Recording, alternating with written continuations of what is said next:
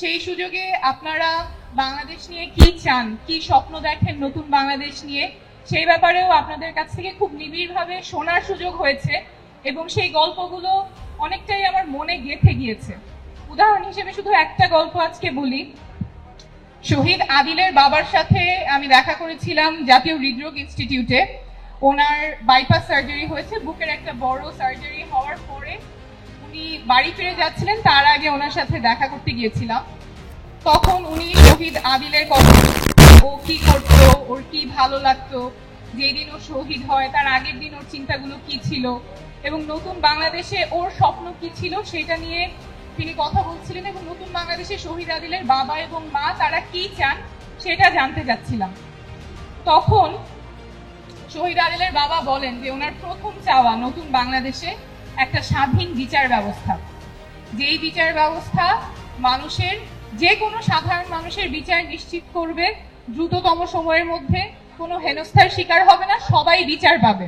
এটাই নতুন বাংলাদেশে ওনার চাওয়া। তো এই চাওয়াটা শুধুমাত্র ওনার না, আপনাদের অনেকের কাছ থেকে এই চাওয়াটা এসেছে যাতে বাংলাদেশের বিচার ব্যবস্থাটা ভালো হয়, সবাই বিচার পায়, বিচার না হয়।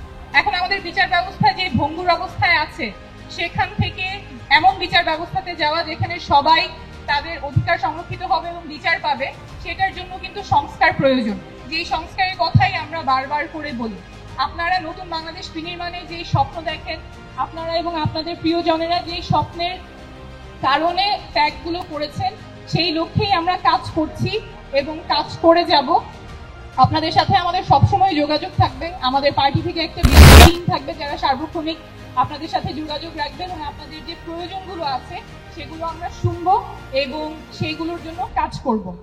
আমরা বারবার সংস্কারের কথা এই কারণেই বলি যে এই যে এত ত্যাগ, এত তিতিক্ষা শুধুমাত্র এক শাসক থেকে আরেক শাসকের জন্য না, বরঞ্চ আমাদের পুরো শাসন ব্যবস্থাটাই যাতে বদলায়, পুরো ব্যবস্থাটাই যাতে সাধারণ মানুষের জন্য কাজ করে।